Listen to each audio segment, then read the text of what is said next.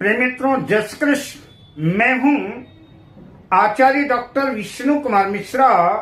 आपका बहुत बहुत स्वागत करता हूं। एक तो सही रत्न का चयन करना, सही रत्न का मिलना और इसके बावजूद उसकी कीमत जन सामान्य को निराश कर देती है। आज हम इस वीडियो पर सभी मूल्यवान जो कीमती रत्न हैं उनके उप रत्नों की चर्चा करूंगा। जो लोग कीमती रत्न धारण नहीं कर सकते, आर्थिक दृष्टि से जो कमजोर हैं और कीमती लाखों रुपए का रत्न नहीं खरीद सकते, उनके लिए मूल्य में सस्ते और प्रभावशाली उप रत्नों की चर्चा मैं इस वीडियो पर करूंगा। पर मैं विषय क्रम में आगे बढ़ूं उससे पहले आपसे आग्रह, अगर आपने अभी तक हमारे इस चैनल को सब्सक्राइब नहीं किया है तो प्लीज चैनल को सब्सक्राइब करें, साथ ही नोटिफिकेशन बेल को भी प्रेस कर लें। अगर आप अपनी या अपनों की जन्म कुंडली का बृहद प्रेडिक्शन कराना चाहते हैं, विश्लेषण कराना चाहते हैं या कि उत्तम क्वालिटी के रियल राशि रत्न आदि प्राप्त करना चाहते हैं तो आप स्क्रीन पर फ्लैश हो रहे नंबरों पर हमसे संपर्क कर सकते हैं। आइए सबसे पहले सूर्य के रत्न माणिक के उपरत्नों से शुरुआत करते हैं। माणिक को पद्मराग, लोहित, सौगंधिक आदि नामों से जाना जाता है। पंजाबी में माणिक को चुन्नी कहते हैं, अंग्रेजी में रूबी कहते हैं, फारसी और उर्दू में याकूत कहते हैं। माणिक अत्यंत कीमती रत्न है। माणिक का जो उपरत्न है उसे लालड़ी कहते हैं। लालड़ी लाल, गुलाबी, अनार के दानों के समान, कनेर के फूल के समान और गेरू आदि के रंग के समान होता है। लालड़ी चिकना, चमकदार और रक्तिम आभा प्रभा से युक्त होता है। अगर लालड़ी को दूध में डाला जाए तो उससे रक्तिम किरणें निकलती हैं। जो लोग माणिक की ऊंची कीमत की वजह से माणिक धारण नहीं कर सकते, ऐसे लोग माणिक का उपरत्न लालड़ी जो कीमत में बहुत कम है, अच्छी क्वालिटी का धारण कर सकते हैं। कटे फटे काले पीले धब्बों से युक्त दोषपूर्ण लालड़ी को धारण नहीं करना चाहिए। इससे लाभ की जगह नुकसान होने की संभावना है। लालड़ी की और बहुत सी प्रजातियां हैं, उसकी जगह संग टोपाज, आक्सी, संग सिंदूरिया, तामड़ा, सिगली, रतवा, लाल रंग का अकीक आदि सुविधा अनुसार जो है माणिक के उपरत्नों की जगह धारण किया जा सकता है। लालड़ी अनामिका उंगली में सोने या तांबे की धातु में रविवार के दिन विधिवत प्राण प्रतिष्ठा करके शुक्ल पक्ष के किसी भी रविवार को सूर्य की होरा में अनामिका उंगली पर धारण किया जा सकता है। आप बात करते हैं चंद्रमा के रत्न मोती के उपरत्नों की। मोती के उपरत्न को बिमरू कहते हैं। मोती की भांति ही जो बिमरू भी सीप में पाया जाता है, सीप से निकलता है। यह मोती की अपेक्षाकृत दुधिया रंग का आकार में छोटा होता है। मोती के अन्य उपरत्नों में चंद्रकांत, स्फटिक मणि, शंख, सीप, सफेद ओपल, सफेद अकीक, सफेद मूंगा आदि धारण कराया जाता है। मोती या मोती के उपरत्न सोमवार के दिन चंद्र की होरा में छोटी उंगली कनिष्ठा में चांदी की धातु में विधिवत प्राण प्रतिष्ठा करके धारण करना चाहिए। अब बात करते हैं मंगल के रत्न मूंगा के उपरत्नों की। जो लोग मूंगा रत्न धारण नहीं कर सकते उनके लिए मूंगा का उपरत्न संग मूंगी आता है। संग मूंगी भी जो है मूंगी के पौधे से ही पतली शाखाओं से निकलता है, किंतु यह आकार में छोटा होता है। इसे मूंगे की जगह धारण किया जाता है। संग मूंगी की कीमत मूंगे की अपेक्षाकृत बहुत कम है। मूंगे के अन्य उपरत्नों में लाल अकीक, लाल ओनेक्स तथा रक्तमणि आदि धारण किया जाता है। मूंगे के उपरत्न को शुक्ल पक्ष में किसी भी मंगलवार को मंगल की होरा में तांबे की धातु में विधिवत प्राण प्रतिष्ठा करके सूर्य की अनामिका उंगली में धारण किया जाता है। अब बात करते हैं बुध के रत्न पन्ना के उपरत्नों की। तो पन्ना के उपरत्नों में संगमरगज यह हल्के हरे रंग का कुछ सफेदी लिए हुए चमकदार और सुंदर होता है। दूसरे उपरत्न की बात करें, पन्ना का दूसरा उपरत्न जो है संग पीतमनिया, यह भी हरे रंग का कुछ लालिमा युक्त कुछ पीलापन लिए हुए चिकना और चमकदार पत्थर है। इसे पन्ना की जगह उपरत्न के रूप में धारण कराया जाता है।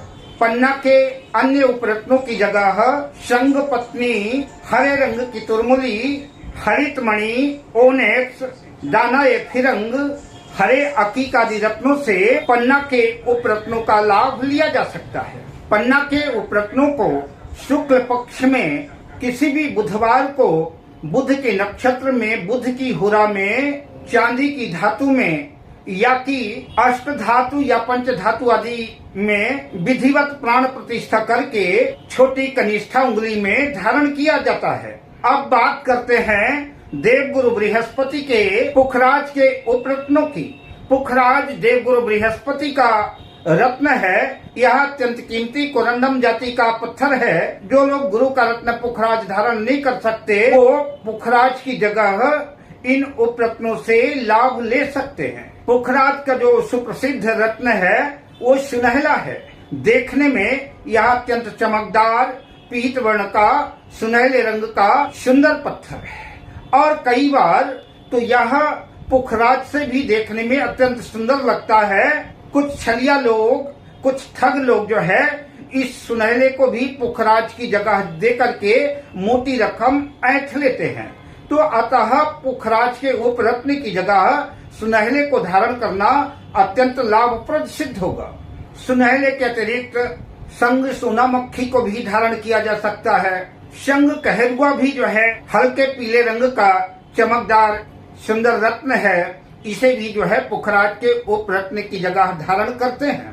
इसके अतिरिक्त पीला अकीक भी धारण कर सकते हैं। पुखराज के उपरत्नों को शुक्ल पक्ष के किसी भी गुरुवार को गुरु की होरा में, गुरु के नक्षत्र में, सोने की या तांबे की धातु में विधिवत प्राण प्रतिष्ठित करके अनामिका उंगली में आप धारण कर सकते हैं। अब बात करते हैं शुक्र के रत्न हीरा की। हीरा जिसे अंग्रेजी में डायमंड कहते हैं, यह अत्यंत कीमती पत्थर है। जो लोग शुक्र को बलवान करना चाहते हैं, इसकी कीमत ज्यादा होने की वजह से हीरा नहीं खरीद सकते, उनके लिए जो है हीरे के उपरत्न सफेद पुखराज, जो पुखराज की खदान में पाया जाता है, यह बिल्कुल पारदर्शी होता है, चमकदार होता है, इसमें पीलापन नहीं होता। तो सफेद पुखराज को धारण किया जा सकता है। सफेद तुरमुली भी आती है। तुरमुली कई रंगों में, सभी रंगों में आती है। सफेद तुरमुली भी जो है हीरे की जगह धारण कराया जा सकता है। दूसरा हीरे का उपरत्न है संग कांसला। कांसला गुलाबी और सफेद दो रंगों में आता है। क्योंकि हम हीरे का उपरत्न पहन रहे हैं तो सफेद कांसला ही धारण करना ज्यादा उपयुक्त रहेगा।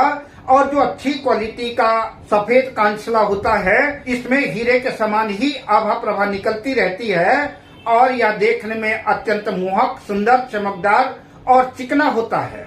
हीरे के अन्य उपरत्नों में संगदतला, कुरंज, पुलक, बिमल, सफेद अकीक, स्फटिक आदि प्रसिद्ध है। इन उपरत्नों को भी धारण करके हीरे की जगह शुक्र को शक्ति प्रदान की जा सकती है और हीरे का लाभ लिया जा सकता है। हीरे के उपरत्नों को शुक्ल पक्ष में किसी भी शुक्रवार को शुक्र की होरा में चांदी की अंगूठी में मढ़वा करके विधिवत प्राण प्रतिष्ठा करके इसे छोटी उंगली, कनिष्ठा उंगली में धारण करना चाहिए। अब बात करते हैं शनि के रत्न नीलम के उपरत्नों की। तो नीलम के उपरत्नों में जो सबसे प्रमुख स्थान है वो संग नीली का है। नीली और नीलम देखने में एक जैसे ही लगते हैं।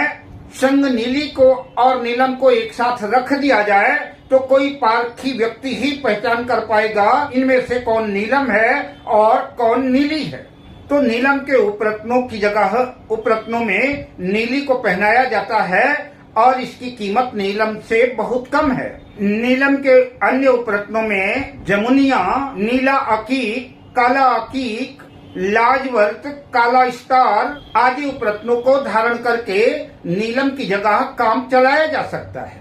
नीलम के उपरत्नों को किसी भी शुक्ल पक्ष में शनिवार के दिन शनि की होरा में या की गोधूली बेला में लोहे की अंगूठी में या की अष्ट धातु में या की पंच धातु में विधिवत प्राण प्रतिष्ठा करके मध्यमा बीच वाली सबसे बड़ी उंगली में धारण करना चाहिए। राहु का रत्न गोमेद और केतु का रत्न लहसुनिया ये प्रायः सस्ते ही हैं, इनकी कीमत बाजार में बहुत ज्यादा नहीं है, लेकिन फिर भी इनके उपरत्नों की जगह टाइगर, हाक, केट्स, दानाए फिरंग सुविधा के अनुसार लिया जा सकता है।